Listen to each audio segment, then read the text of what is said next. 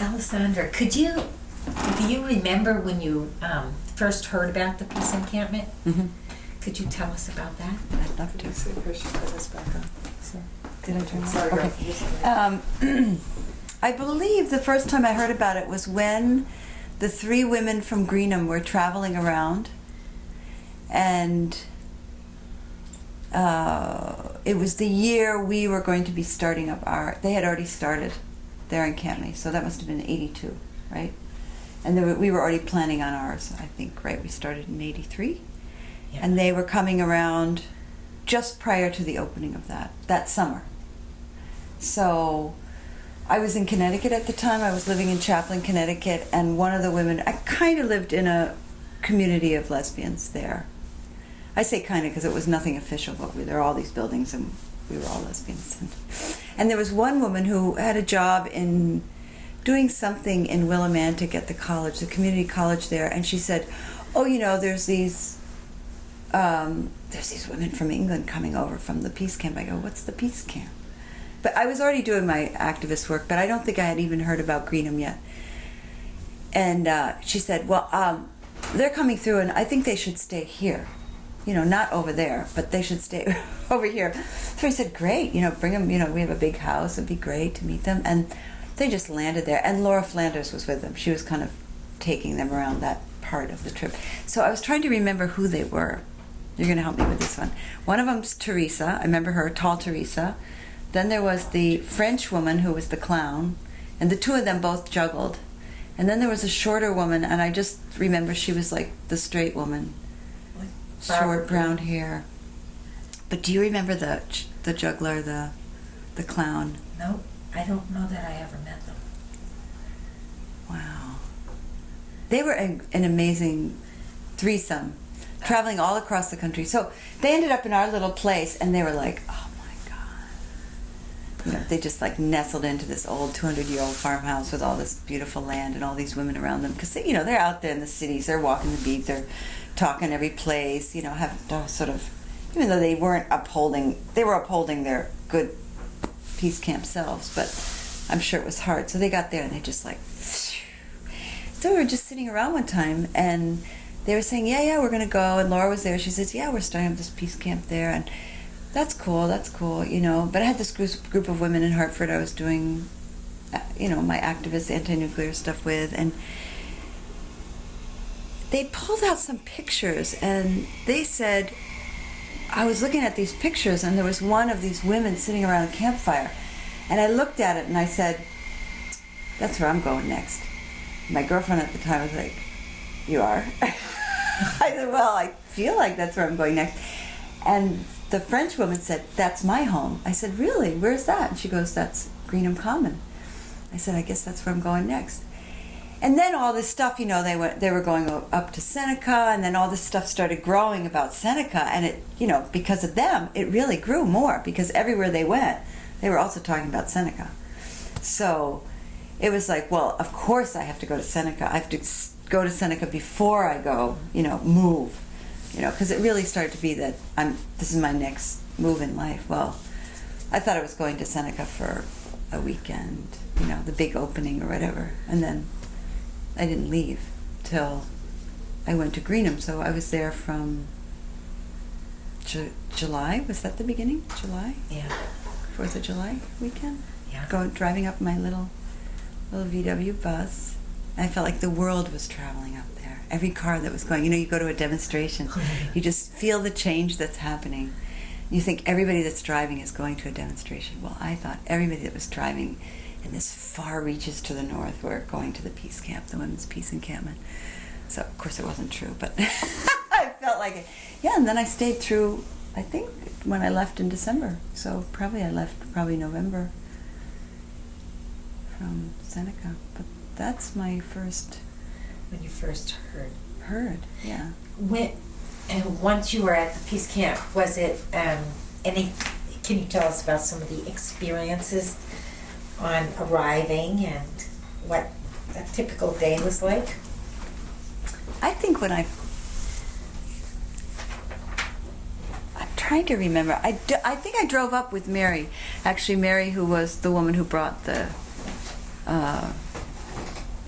Greenham women, Uh-huh. the chaplain. So I think we went up together, and then she went back down. But she knew I was going to go up for a little while longer. And I think it was just like, there was this house right on the road, and there was all this like activity. It was like a vibe that was very exciting because the bustling was already going on. It was like the caravans were coming, the tents were being set up. It was like happening right in the moment. And I think already at that time, the spinsters, I was already hooked up to the spinsters, and they were going to come up too. So maybe I was there first, and then they all came up in a group for a week. That was in August, I guess, they came up. Because wasn't there a big August action? August 1st. August 1st, Yeah. right. So that's what the group, spinsters, who I was then becoming, more and more a part of that group. And, but so when I first got up there, I just, the land, the flat road, the house, the bustling of women coming in, just the excitement that it was on land, because I was already connected to living on land, but living outdoors was really nice, and pits being dug, and it was like right away you just parked your I think we parked the car and walked around and then set up the tent, and then it was like, where's the shovel? Uh-huh. What are we digging here? A pit for the fire pit. Didn't we had these big things, where we were putting food. We had to prepare for a lot of women, so there was no shortage of what had to be done. And I was clearly not an office frau. I'd been working at a garage. I was an auto mechanic, so I was leaving that life to go on. So I was already like very, familiar with the outdoors and the workings and the tools. I remember parking lot full. There was a whole area that to the right of the house that was a parking lot, right? And there was big tents of gatherings, and there was a dome, right? There was a big dome building, not building, but a pavilion. They built. The pavilion was being built. Right. Oh, right. There was a dome. Like maybe it was just a meeting place. There were several big tents set up in circus on the left side of the house for nonviolence training. Uh-huh. The parking lot was on the right. And Yeah. So there were several striped tents. Yeah. And then there was a dome, There was a dome, yeah. dome that was sent, and that became the Women of Color tent. That's right. So, did you participate in actions while you were at the camp? Oh, yeah. And did you have an affinity group?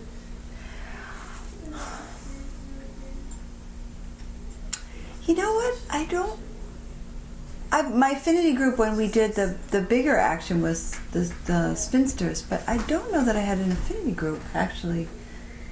Because I guess living on the land, I don't think I did.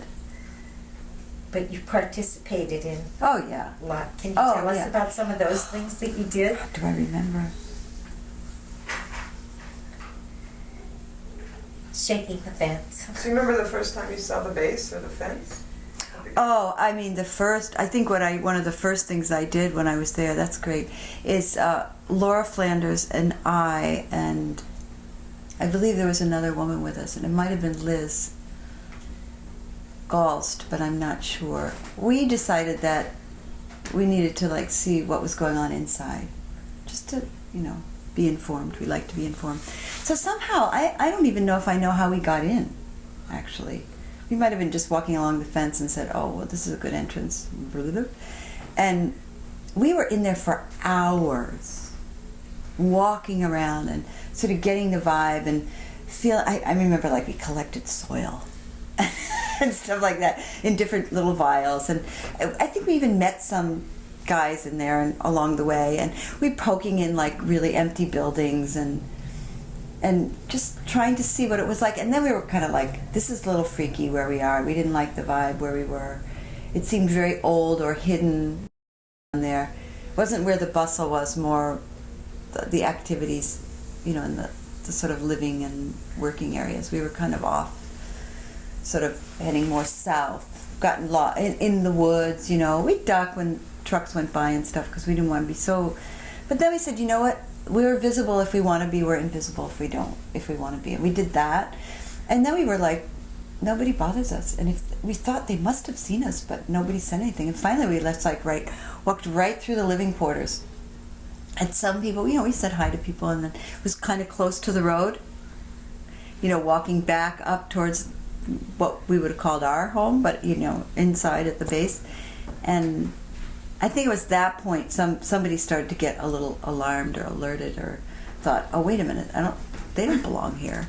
But we were closer to the main gate at that point. And I think we just said, oh, I think it's time we're now visible. I think it's time we kind of disappear, And so we just decided, oh, I guess this is where we're going over. And it was very close to the main gate, and we just went over. And I think there were women outside the main gate, and it was kind of wow, did we just spend 4 hours in there and went in and out and nothing? And that was sort of the beginning of my why it was so easy at Greenham, that was already going on all the time, and it had to be, because that was one of our things, right? It's these places are not safe. If we could go with nothing, just our just bodies, not even anything to get us over the fence except our hands and legs, and can do it, why do we think that this is secure for this kind of shit that's being built and transported? Yeah. So that was my first one.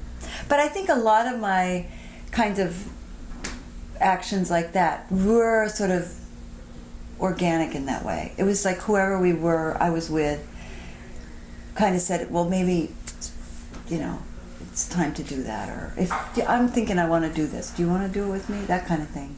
So I didn't do that. I remember a lot of, I don't know that I had an affinity group, because once we were really living there, we were just doing it in our groups. Wasn't there one where we had so much extra zucchini in the garden, so we did the zucchini action? Tell us about Right, the zucchini, right? Didn't we call it the zucchini? And where was it? I remember, there's always the sussing it out where we want to be. Right, the Grain Road side. Yeah. So what we did went. you do? We went to the Q zone. What was? Oh, right. The Q zone. Oh, right. We were Came and I put the gun. That's hold right. on, I want to see what Alessandra remembers. I just remember, first it was sussed out. Maybe it was Samoa said. Maybe I went traipsing through with her. I don't remember. There was some of us went traipsing about deciding where we were going to go. And there was a high security zone, the Q zone. I remember we wanted to do something like that and say, look, high security, here we are. You want a zucchini? But I think we were also, it started from, what do we do with all these zucchini? I don't want to eat any more zucchini. I don't want to make any more bread. It was we have to do something creative with it. So we went and did. Tell me. Actually, we were on the truck going to take it to Geneva. Oh, no. Remember that we were going to, because we had so much excess, we were going to go drop it off at one of the food. But there was so much of it that nobody could use as much as we had, and we said, let's stop. And was I in the truck with you, and that's what we did? Or did we do another one? A bunch of us all jumped into the truck. There were a few of us going, and then suddenly there were 7 or 8 or... Because we wanted to go to the food place or get out of the... No, because we knew that's what we were going to do. I thought we talked about it ahead of time, but maybe not. Well, I think that, there had been another action at the Q zone where we had gone. In fact, there were a couple of big puppets that had been taken over there. We had done an action, because that was where I first did the bells. Oh. This bell rings on a green thread of hope. Yeah. And so I think that was the second time I'd been to that area. Mm-hmm. But it was very, very That's comical, because didn't we write on the zucchini and don't nuke. We had cucumbers, we had That's right. zucchinis, and whatever other vegetables. And I'm sorry. No, you got to say it, because this is helping me also remember things. And I remember Samoa kind of telling everybody, okay, let's cop a squat, and then she gave us almost the command, and then they were at the fence with guns, yeah, and that's right. Threatening, and we had written little messages, and we put them onto the barbed wire and into the smaller stuff we were putting in the fence, and they were we thought it was very, very funny. Oh, well, we were having a great time. We were having a singing and wonderful dancing time. and laughing, and of course they were terrified, like they were... As if they were some kind of paraphernalia that was going to do damage. Yeah. There It was was another something one very at the air. I remember sleeping. That you went into the basement. I think we set up a tent over there. That's quite possible. This must have been during that week of the August action, unless Teresa came up again, because I think Teresa camped out with me. And I don't know, did we camp inside? You might have. I think we camped inside, but how the hell did we get away with that? It happened a number of times. Yeah. So you went inside with a tent or a sleeping? Yeah, no, we set up a tent. We set up a tent. Now, could it have been inside? I know there was something, because there was some other action that was going on that had to do with an air. Or maybe it was because there was some other action maybe happening in Europe and with women, and or maybe even Greenham, and there was something about the airfield. So we said, okay, this is where we want to do our action. It's going to be a sleeping thing, or we're not going to leave. We're doing the action, and then we'll stay. But it was that was a little strange, because that was way on the other side of the base. So you felt a little bit more isolated, right? Yeah. Because if you didn't have your support right there, you were on your own. That was sort of the beginning of like being on your own doing something, in a smaller thing rather than the larger. Uh-huh. But I think we decided we couldn't always do things at our own fence line, and we couldn't always do things that close to the house, because we didn't want to risk sort of the safety of women and children right there. So we did start going further out and around. Right. Did you get arrested if you camped out of the... That's what I don't think Only so. if you get caught. Right. But for And- you don't remember being arrested? I remember being arrested, but not that time. Yeah. So you camped and then left. There weren't many times to get arrested. I think just the August thing where we went through. Did we get arrested? We went through there. We went over the fence. Yeah, they arrested us. I know. I don't remember, because now it's a big blur with all the other times, They just said thanks for coming. It depends. Yeah, right. Well, because in England, that's what they started doing when I was there. They were just like, out you go. Arrested, you'd get picked up. They'd delay you a little bit, but basically they just like drove you out where you had to walk far. But for us, it was no big deal, because we were surrounded the base. We had to camp every gate, so if we were active, there was always somebody to offer you something. But there was a time, they were doing that. So that's why I'm thinking, I don't know. I don't think that first year they knew what was going on. True. I think that's true. I don't think they knew what was going on, because didn't who was it? The two women that climbed the tower. That was Sita yeah. and Andrea. Andrea, right. Did you know about that action as it was happening? No, I heard about it. No, I mean, I was the next morning. It was. Yeah. It was kind of like obvious something happened. Yeah. No, they were good about it. They just they didn't tell anybody. They just did it. Yeah. Yeah. Which was I think also a good way to do it. Right. Did you pick up any skills at the camp that you hadn't had before? I'm sure I did.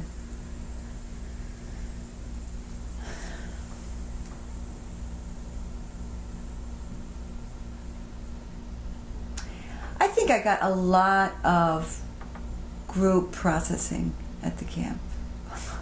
I can't believe I'm saying that, because it was almost to the degree of like, oh my God, how much more can we do? But it certainly, knowing, I learned a lot knowing that, you could sit sort of in council for a long time and feel like you're not going anywhere, but it's really, in the end, it's worth it.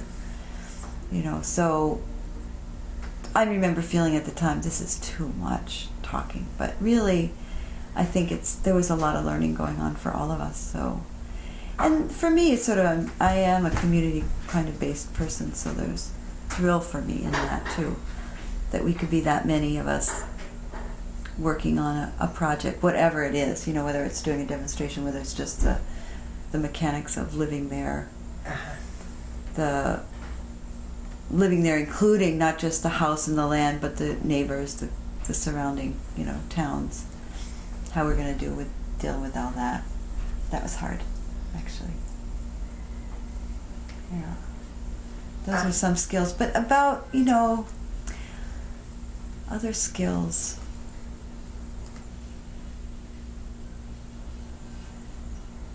You had lived on land, so you probably had Yeah, a lot of- I think I brought a lot of that with me, So there was a comfort level that when I just moved into it, I knew it. And not that I lived in a large community, but I had already lived, I already knew how to identify plants. I already was like cooking off the land. I certainly wasn't like the traveler that I became. That was really exciting to meet women who were sort of not really land bound and, moved a lot from community to community. And that for me was like something I picked up that I loved, And of course the women that I met, I could go different places. Yeah. Go ahead. I mean, I would say, I don't know if it's like skills. I mean, what did I pick up? I picked up skill. I picked up women. I picked up a connection, with women. That was, I think, that's kind of in a way a skill. Where your home, wherever you go, you can find home. Really can find home in community and with work, vision that you have together. You just made me realize something that I haven't been asking, and that's, I've been asking women, did you learn any new skills? But I haven't, what skills did you bring to the camp and Right. did you share? Yeah. Because everybody did. Right. Everybody had it. I mean, even when we were struggling with, the office and the land, I mean, I don't even know. That was never quite right to say it that way, but we were talking about, who was dealing with the physical house and who was dealing with more the office-y stuff. And we had a big divisive thing going on with that and a lot of learning. But everybody brought skills. I mean, I knew I didn't have those skills. The office skills, being inside. First of all, I didn't want to be inside, but I didn't really have those skills. I didn't know computers. I don't really There even weren't know. computers then. There was a beginning. Were there? Are you sure? There wasn't? There were no computers. It's hard to believe it. That's hard to believe. Typewriter and phones. Not even the first year? Not that I remember. Yeah. I don't think so. Oh, God. I put the phones and the typewriters together in my brain and made it be the computer, which it became.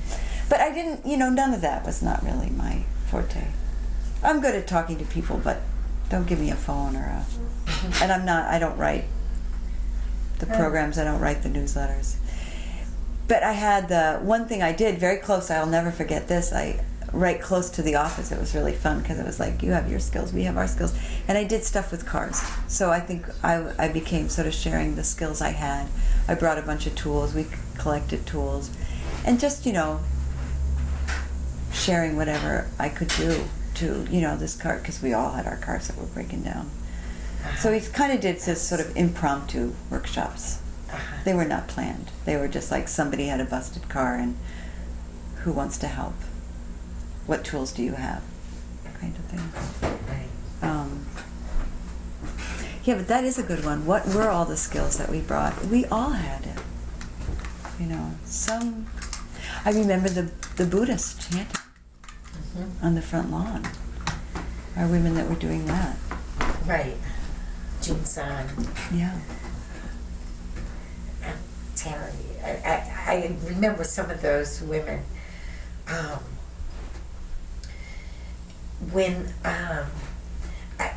I'm hoping you'll tell us about the spinsters. Yeah. So, what can I tell you about the spinsters? Before you move out, I just had a question about when you were speaking about the consensus and process was a skill, and you said that you could sit there and think, oh my God, how that it'd be a lot of work, but it was worth it. And I'm wondering, did you know it was worth it at the time, like at the end of the day, or is it something in retrospect, you think it was worth it? Like, could you appreciate it at the moment? Yeah, I mean, I can't. My appreciation was. I can't say that I said I knew that this is what we have to do, you know, because I had the training in those skills. But I knew that there was good work coming out of just being able to sit there and learn how to listen and not be terrified if somebody's angry, or, you know, the tension that we, you know, would have with each other. And, you know, something inside me knew that this was good work. So in a way, I didn't know, but I knew. And then, yeah, later on I realized, you know, boy, these women, when we were having other places we had, I remember some big gathering that we had somewhere else where women all, oh no! Maybe it was about Newmer was getting together, and we brought in some peace camp women, came in and helped. And I thought, and it was maybe Felice. Yes, Gal. Yeah. I think she was our, whatever you call that position. Facilitator. Yeah, and she really guided us through something big. Must have been her. So though it's very interesting calling somebody in, and she ended up being a peace camp woman, right?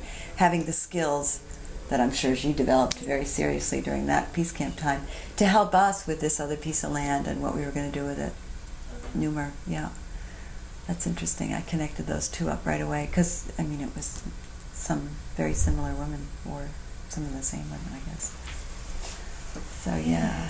And then other question was, when you spoke about the office and I wondered if you could talk more about, like, when you said the land and the office and that there was divisiveness, if you tell us anything you remember about it or thoughts about it, or what. Well, one thing I remembered is women's priority seemed to be very focused on the work that they were working on. So if you were working on the office, and you were, not just the office, they were the women that were working on sort of the paperwork behind it, like the land and the, you know, the ownership of it, or the mechanics of that came out of office work or came out of being in New York or wherever else they were, you know, doing something that I had no idea. Like, was it had to do with getting money? What did it have to do with, you know, distributing money? And, you know, we were more about, like, the house is in this condition, the plumbing is in this condition, the land needs this, we're living against the base, you know, the issues that had to do with living on the actual physical land. And how we had our trouble with each other too. It wasn't always like the groups were, I'm sure, were not, you know, always so smoothly working together. But I think that we sort of understood things from the actual experience of living on the land and what we needed to do. And then there was this entity that of these women that I didn't know all of them for sure, or many of them. And I think Andrea Doremus was a bridge between that world and could articulate that, which was helpful. I sort of think of you as that, but not really. I mean, I was never a clipboard. No, you were never a clipboard woman, but Frau. But you were a bridge. Oh, okay. You know, which was a term that I think was maybe even grew from that time. And I identified myself later in life as a bridge woman that connected sort of groups or people or ways of being, you know, that was, yeah. Yeah. But was it?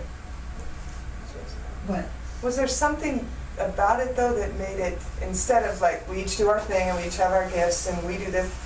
Because I've heard other women speak about some kind of a competition. I wish I knew what it was, because it was like, it was almost, I think if I can bring back the feeling, it was like as if an outsider was telling me what I should do or not do, or what we should do or not do with the land, or what we could or could not do. I think it felt like that, and I'm sure, and the as I understand the women yeah, in the office. Okay, so that we're doing, and it wasn't literally that they were in the office while we were, although sometimes it was that, because they would come and work in the office and then they'd leave. They weren't living there, some of them, I think, at all. And I think maybe Andrea, why she was this bridge, is she did do the living and the working, I think. And I don't know if they were living in Ithaca, I don't know if they were living in New York City or Boston, you know, but it seemed like the directives were coming from some other place, and we had to sort of, and we were like, wait a minute, like that doesn't work. And I was sort of gaining an empowerment of like, you know, of valuing. It's almost like a class thing. I was going to say, was there class education or race differences? I think there might have been that kind of stuff going on, because was I that conscious of it at that time? No, probably not. And yet it was part of my learning skill. Maybe I was learning as, you know, what that sort of means, literally living that sort of different levels of class or race and how we're treated or how you feel. So it was like, oh no, I have a voice, I have a valuable thing to say, we are doing something here, and yeah, you really do also want our input in this. You know, we're not going to just say, okay, whatever you say we do, you know. It was sort of beginning to value sort of this entity that was, is the decisions about whether we stay living there. Wait a minute. It was like, you can't live there. I think that's what it was. You can't live there. It's shut down. And we're going, you can't stop it. It can't shut down. Yeah, I think that's what it was. We felt like we could, that was one of the ones. The end of that summer. Yeah. And I think that's what kept me there longer, rather than just, because, you know, I was doing my little stop, but I had no idea I was going to stay even for the summer before going to Greenham. And then, that's right, that stuff started happening, and it was like, I don't think I can leave. I think I need to see this through to what's the decision going to be. You know, if we're staying, then I'm one of the women living here now, and maybe it's helpful if I stick around and go through that process. Are we going to stay? Are we not going to stay? So that's interesting. That's what came out of that. That was part of that division. Feeling like we were being told you have to leave. Right? Does that? Yeah, it was an interesting question, Hershey, because suddenly I saw there's a certain amount of power in the office because the money goes through the office. Yes.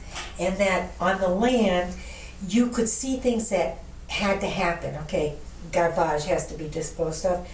Any of those kinds of things. So, and you would try to do it in every way, not to use money. But it takes a little bit of money. Like, we gotta put gas in the tank of the car to go and get wood for the fires, all right, or whatever. And it was like that thing of, well, there is no money for da-da-da. Yeah, and also questioning who we were. Well, what are you doing with that? Why are you driving the cars around? Yeah, it's like, well, are you having fun? You know, are you playing? It was like, are you going on your own personal retreats? Yeah. You know, what is it? But there was that kind of distrusting. There was a distrust. That's what happens, right? When you don't. And there is kind of class. It's proletariat, the peasants. But you guys weren't articulating a class difference at the time? Not at that time. I don't think Some were I beginning to realized use it. We were beginning to sense it, maybe, or to feel it. But at first you feel a bit of anger, but you're not necessarily sure what you're angry at. But let's think about who were the women that were living there, and then that's going to help. Yeah. Dolphin was there, I think, at the time. Kim was there. You were there. I was there.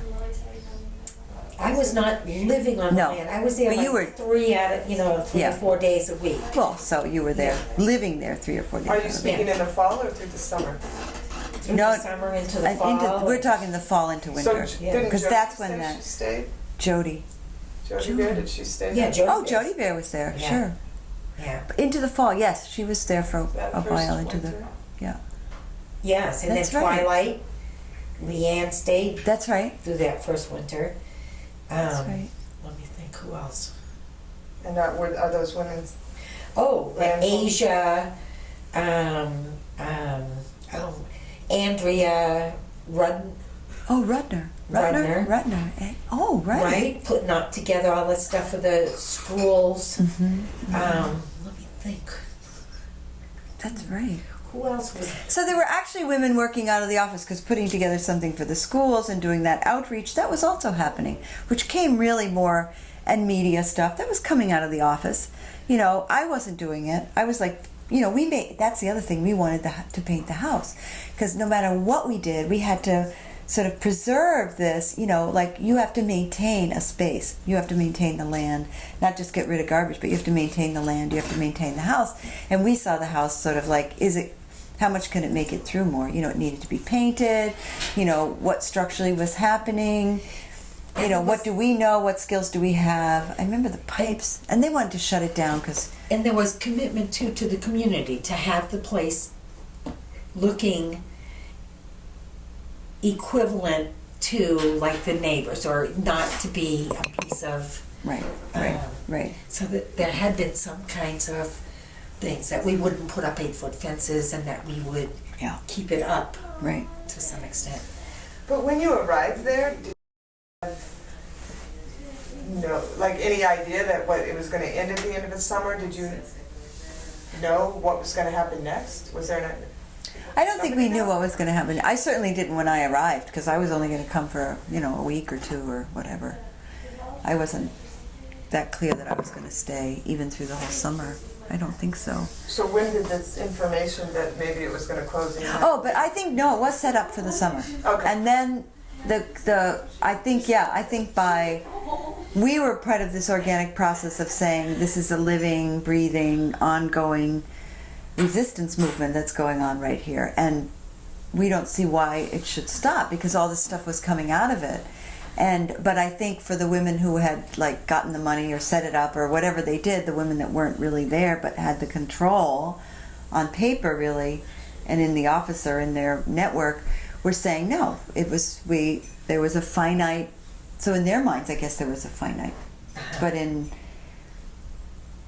our minds, I guess it didn't have to be finite. It seemed like the natural growth was that it would not be finite, and besides, there was stuff that needed to be done. So you can't just walk away from it. How did you resolve? Do you remember how the two emergencies resolved? We had to. We had some sit-down, hard meetings going on in that room inside. Not the front room and down in there on the land, but really. And you were there for that? Yeah. You were part of that? Yeah. And so out of that came?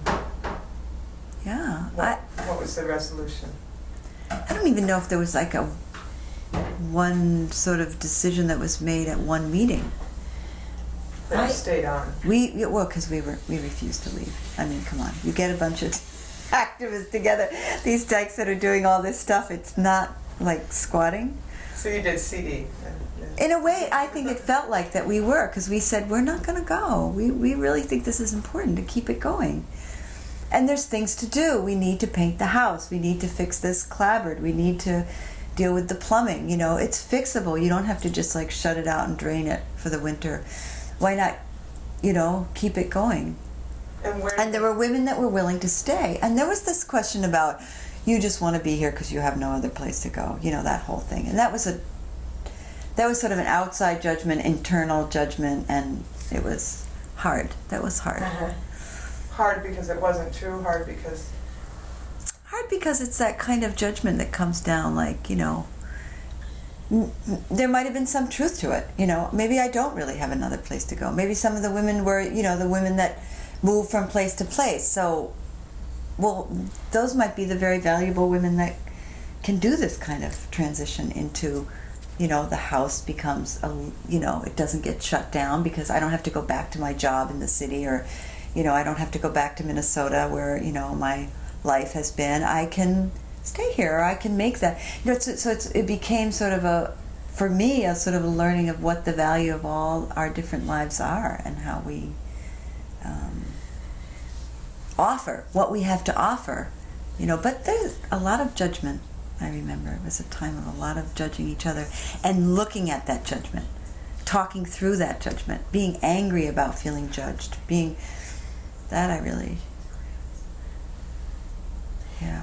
Also, there was a huge support of women who wanted to come back, who wanted to come back in the future, who might not be able to stay, but who did not want the camp to close. Yeah. It was That's right.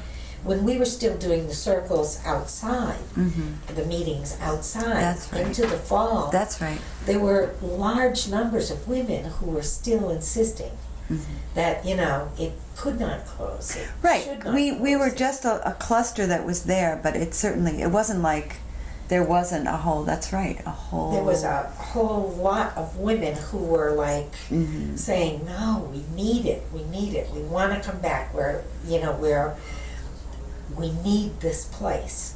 We needed women's space. We needed a place to come in. And I think that some of the women who really resented it had set it up as an action for that summer and wanted it to end. And they were the women who did have control of the money. And the money went in a different direction. I mean, it didn't stay with the camp. It was up to the camp then to make things. Is that right? Yeah. That was my question to you. So once you guys said we're staying, then did that dialogue continue, or those women that wanted it to end, did you stay? Did they stay in dialogue around that, or they went their way and you went yours? And funds and resources, did they keep coming? How do you remember that? Not really. You just lived there and then you went to Greenham. No, because that's, I mean, my memory. It's more my memory. I'm sure I was part of that whole discussion. But you don't have a memory of what happened next in terms of those women. Yeah, like when you just said that they went off and the money went off with them and they did something else, that I don't really know. But there were Or other women I who, might have known, who but I by forgot. then picked up, the Rochester women who then started organizing for the That's following right. summer. That's right. I mean, there was still That's money right. flowing, there was still That's right. many, women interested in, there was still money coming that came to the peace camp. Yeah. But the money that was left over from the summer of '83, I think was given to various peace groups, or I think there was something about making application in that people at the encampment may have applied for some of that money, so they might have gotten That's some of that money, but not. Right, They that's did not right. get It went the, in many directions. That's right. yeah. And then the Rochester women became significant ones. That's right. It wasn't just Boston and New York. Right, and then there were meetings in Albany around, I mean, that fall, we were having regional meetings in various places Yep. around, still discussing that same, close or not close. It happened for a number of years, actually. Yeah. Whether it would close or not. Yeah. It was. That always was ongoing for years. Is the background sound okay? Because I can. Okay, good. They get quieter and then they get... I know. I noticed. It's fine. It's part of this. But I think it's part. They're probably listening, and then they're like. Yeah, I like it. I know. Okay, good. We're good. So, did that I mean, you had some questions there that were kind of thought-provoking, but did we answer What the them? hell? I'm sorry. I wanted to open the closed-ended questions. I'll work there. You said shut up on camera. No, Uh-oh. I said let me be quiet. Oh, no. Let myself. Oh, I thought you were telling me to shut. Either way, it's equally offensive. You're telling you to shut up. We or are me. one. There is no shut No, up. you're a monkey bee. I'm a monkey bee. That's right. Monkey bee and honeybee. It's like I wanna know. Worker. Yeah. We have our distinctions. Yeah. God forbid humans live without distinctions. Right. And contradictions. Right. Yeah, right. So, I'm interested still in hearing about the spinsters. yes, Oh, right, yeah, the we want- spinsters. Yeah, I'm curious about the spinsters. Our wonderful spinsters. What a great group that was. Describe it for folks who have no idea what you're talking about. Spinsters is an affinity group that came out of New Haven. And actually, I don't know that, because they were already started or restarted as a group. I was part of, we took names that were historical, because the Spinsters already existed prior to when we took on the name, and they were from New Haven, and they were song, Spinsters Opposed to Nuclear Genocide, and then there was dance, and they were out of Hartford. And I was sort of working with the revitalizing of that group in Hartford, and then these groups, all these women groups, came together around an anti-nuclear demonstration that happened at in Groton, Connecticut. At the base, they were inaugurating christening another nuclear submarine that was going to have the nuclear powered and nuclear weapons on it. And there was this huge demonstration, and there was this gathering of women that came from so many parts, and so there was this women's sort of section, and we decided that we met together at anyway, I'm not really telling you about the spinsters, but this is how I really met the spinsters. So I guess that is. So I was working, even though I was living in the countryside, I found these women who were working out of Hartford. So I used to travel to Hartford a couple of times a week to just meet and organize, and we did demonstrations and we did bigger stuff. And there was this big demonstration coming. And so the women wanted to gather. We got a piece of land in Connecticut it was, I can't remember right now the name of it, Voluntown. It was in Voluntown, and it was it might even still exist now.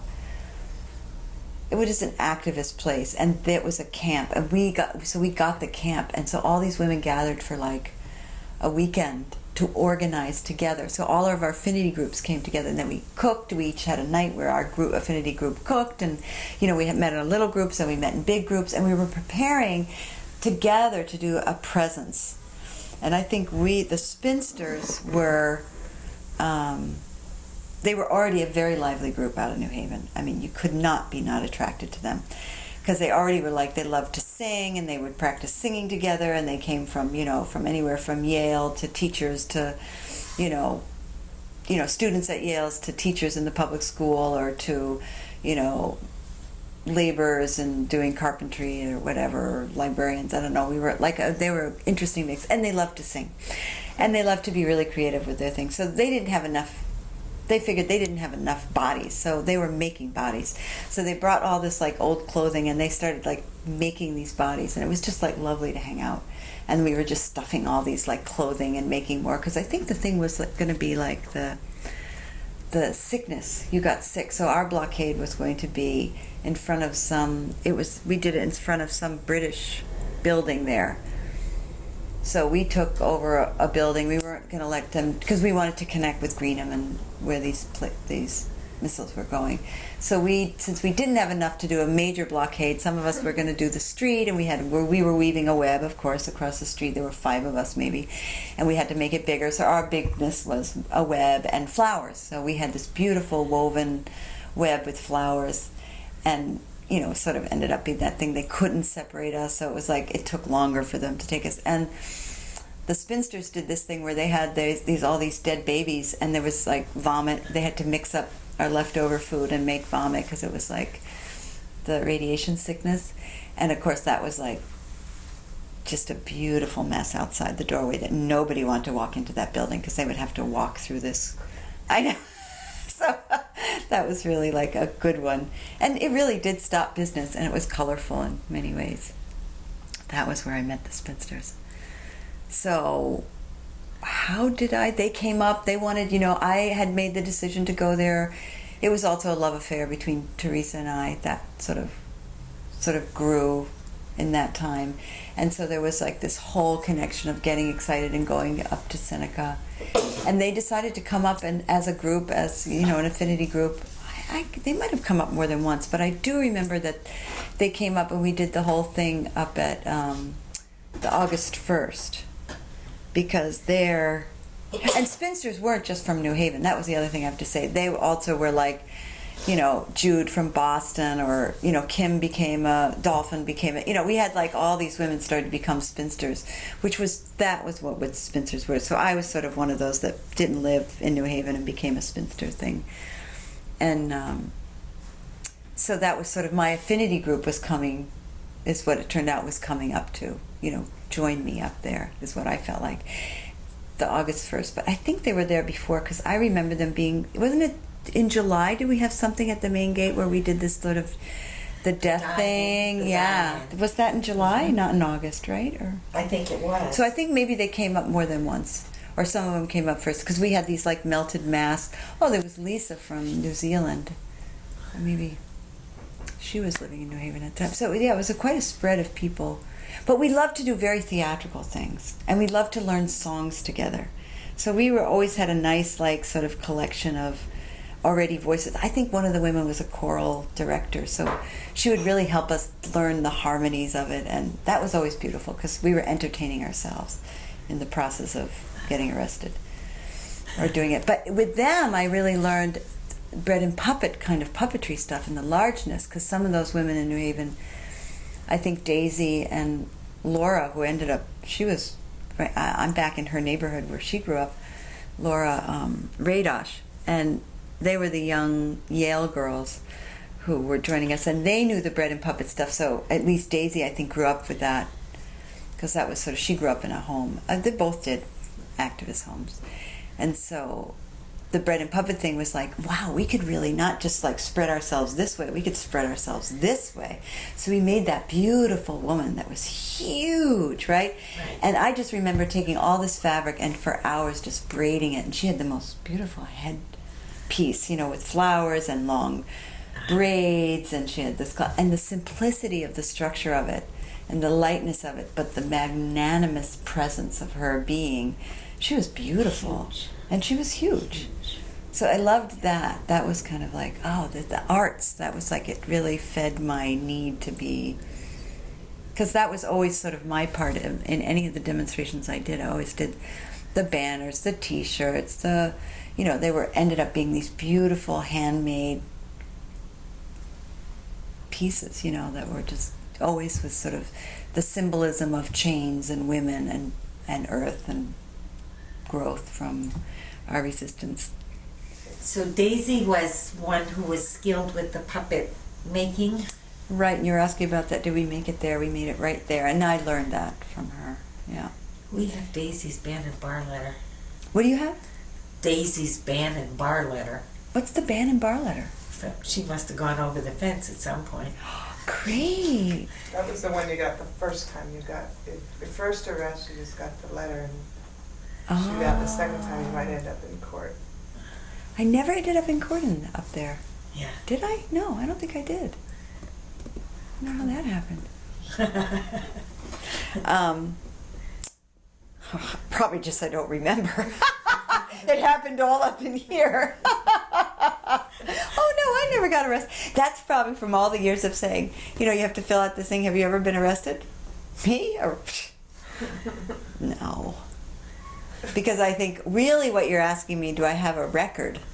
And actually, no, I don't really have a record. So I got arrested a lot of times, but Yeah. Yeah, so Spinsters and Daisy, you know, is in Vermont. she's either from, is she, or she's in Maine? Is she May? With her, is she still married? Yeah. I don't know if they really got married, did they? Well, whether they got married or Yeah. not, but But has 2 daughters. uh-huh. I know August is the name of one. Yeah. Mm. Her husband's name was Tom, right? Yes. Yeah. Mm-hmm. Yeah, I knew people in Maine were actually part of her family. Also was hooked up with being in Maine and a community in Maine, so she was there on some land Uh-huh. for a while. She was welcome. But I'm not sure if she got that piece of land or if she had to go somewhere else. I don't really know now. But I have a feeling they're in Maine. That was the last I heard of her. But yeah, so that time, those things. Yeah, learning about how puppets and that kind of large sculpture is really great for, you know, visually presenting what we're doing. But I loved that woman figure. It was spectacular. Mm. So were you part of the Woven Together going over? Oh, yeah. Tell us about how the hell you came up with that idea. Who how you knows? executed it. Who knows? Do I even remember anymore? I think we just decided, you know, oh, maybe it came from that other one that we did, kind of blocking the street, because we didn't have enough of us, and it would be a lot of work for them to they would have to unravel us in order to separate us. Otherwise, we'd be together, right? You know, we thought that was cool, and that it took so much time. So maybe it was kind of that thought that, you know, why we did it, but probably somebody that was in that weaving has a different memory of how that came about. But it could have come from that other demonstration that I had did with the women in Groton. And obviously we didn't think ahead. And maybe we were also using her stuff, or stuff that we had made for her hair, because, you know, it was always trying to connect things, right? Everything was always very ritualistic. At least in my mind, in my hands, there's always a ritual involved. And you do something with your hands that fixes it or something, and boy, we fixed ourselves good. I think somebody went over the fence head first, and we were like, wait for me. I can't really touch the ground yet, no. And there was a building right there too, right? There was something, I don't even know why. It was that at the place? truck gate. Yeah, and so there was the truck gate. Why did we do it there? The truck gate, just... I don't think I know the answer to that. Mm-hmm. Oh, because it was on the Seneca Lake side, so many people were gathering at the park. All the overflow camping was at the park. It was that there were going to be such huge crowds. Right. So the action was on 96. It seemed like there was a lot of room. To have it, on right? 96A rather Right. than on 96. Mm-hmm. Mm-hmm. And I don't know what the reasoning behind it was, but I assume it was because that was a distance that maybe could be accomplished, like maybe 3 miles or, it was... Did we march from the house around? No. We gathered at a place and then marched at along. Seneca Park. Lake Park. State Park. And then See, I don't even remember that part. Yeah. So do you remember, can you describe what you all did and how you got to the fence and what happened at that point? No. Do you remember the parade? Okay. Yeah, so didn't we have the woman on the parade? Yes. Yeah. So we must have been a group, because we were pretty organized as an affinity group. We always had our own legal person. We always had our, somebody who was documenting it with them. And then, of course, anybody that was going to be like support, but also if we had any stuff that we weren't taking with us. There were those women were there to gather our stuff, or like obviously this figure had to be held because she didn't go with us, right? But maybe that was sort of an extension of her, our weaving. That's because I remember the stuff we wove with. I mean, I still had it. I still have some of those weavings from her head. In fact, I wonder, it was like I keep it and I use it periodically. I wonder, there was somewhere I used it somewhere recently and I thought, oh, this is so appropriate. But I can't remember now. I know I kept it like as a ball of yarn, because it was so beautiful. The work and the energy that went into weaving the strips of fabric to make her long hair that just flowed down and then on her dress and out, and we would hold her so she could get bigger, and then from her arms that reached out, right? There was all this stuff that flowed, and then somehow we were that, because that was the same weaving stuff that we used to weave it through us. So it wasn't just a simple, it had to be stronger than just a simple, yarn or a simple just strand of fabric, because that could tear easily. So we braided all these things together. So it was not going to be easy, but it was lightweight and it was beautiful, right? And it was colorful, so. And it got stuck on everything. That was the funny part. Do you remember what happened when you went to the other side? How did they unhook you, or do you even remember? I don't, but so you didn't get to stay together? Well, we were together. I think that's maybe where Jude got her. That might have been where Jude got her injury. I wonder if that's where she got. Do you remember Jude Glaubman? She was like one of the injured women that went around with a cast on her arm or some kind of thing. Because I wonder if she got it going because the way they dragged her and tried to separate us, and their rage was kind of always. I probably mix it up with other things too, but I remember them being pretty angry, right? Like this, you can't be. You crossed a boundary here. This is our side, that kind of thing. It seemed to me they were kind of angry. So I think that might have been where Jude got hurt.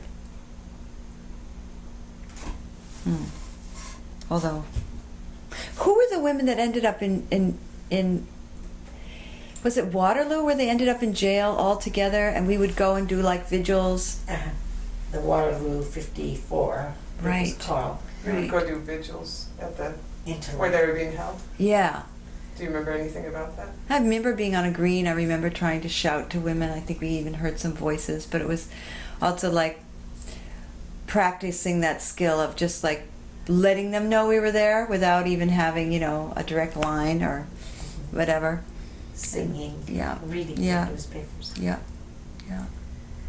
But I remember there was a green, or we would gather on a green right there across the street from the building, right? Is that? Well, it was just a Greens Way, but there was Yeah. some police set up to keep Yeah. us from getting too close. Mm-hmm. There was even a fence, maybe. Oh, maybe. A low fence, but fence. Mm. No, but I don't remember that. But now that you're asking, I sort of feel like, because we also were practiced at not getting up and walking places, so that also complicated it for them. Because even dragging one woman is hard enough, but to drag a woman that's connected to another woman who's connected to another woman, I think some of the things was like, we thought it was clever, but in hindsight, I thought, do you want to really... You want to aggravate somebody? What is our intention here? And I think our intention was to not make them angry, but that was not our intention, but that's what comes out of that. The intention was to just make it difficult for them to just slow the process down. You can't just like make this thing disappear. It's real and it's happening, and we're here. So do you remember anything about being in the pens or the corrals that they had set up, or being processed, having your picture taken, or any of that stuff? No, but now that you bring it up, we did go through all that. There were corrals. There was, but I don't really. Yeah.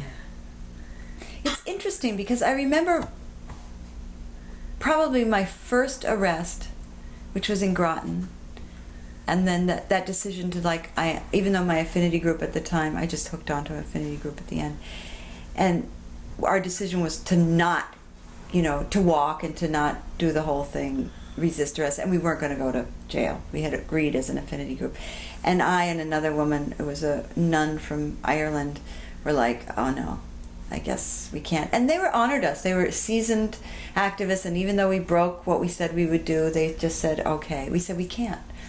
We can't go with this. And so we ended up in jail with a bunch of women from, I think, Vermont. And that opened my eyes to a whole world that didn't. I think that was my introduction really in the experience of doing civil disobedience with women and what that was like and how creative that could be. Because they were coming all the way from Vermont as an affinity group, and they did this whole thing, and I was blown away by it. So that I probably remember more than this one, even though we were creative with Spinsters, and we had tons of creative things that we did, which I'd like to tell you about Spinsters a little bit and their creativity, our creativity in our civil disobedience. But that was it's hard to remember because the arrest things just sort of. In England, I was arrested a lot, and I went to jail and did all that stuff. And there was 2 weeks we were in jail actually there, out of saying, because it had to go back into the press, and it wasn't in the press anymore because they were just pushing you through. They'd stop you and then they'd release you, and so we had to do a demonstration, a civil disobedience where they would, we made a commitment to each other, this small group that met somewhere else and not right where the other women were, because we were really had our paraphernalia that you weren't allowed to have, and it was risking other women. So we were decorating. We were going to identify our weapons, and claim them. So we painted them. We said, "This is mine. I can identify mine. That's my artwork on that one." It was so that they couldn't disconnect us from what we were doing, and it couldn't be not public. So we pushed it so much that I think some of us got arrested 3 and 4 times until they finally were "Whoa, what's going on here?" They couldn't stand it. So we all got thrown into jail and taken down, and we said we weren't cooperating, so they kept us for 2 weeks. But so those kind of things, they blend even across the ocean for me. Yeah. That's why sometimes it's hard to remember the specifics, but as soon as you say it, I think, oh yeah, the corralling, there was corrals, that we were outside, but we weren't really inside, but there was some place where they took our pictures, we were inside, right? Yeah. But I can't remember how long that process lasted. Whether it was just within the day. So there was no court thing that happened. Right? We didn't have to then appear anywhere. How many women got arrested? Do we know? Do you remember? Do you have that? 250 something. 243 sometimes it says 252. Yeah.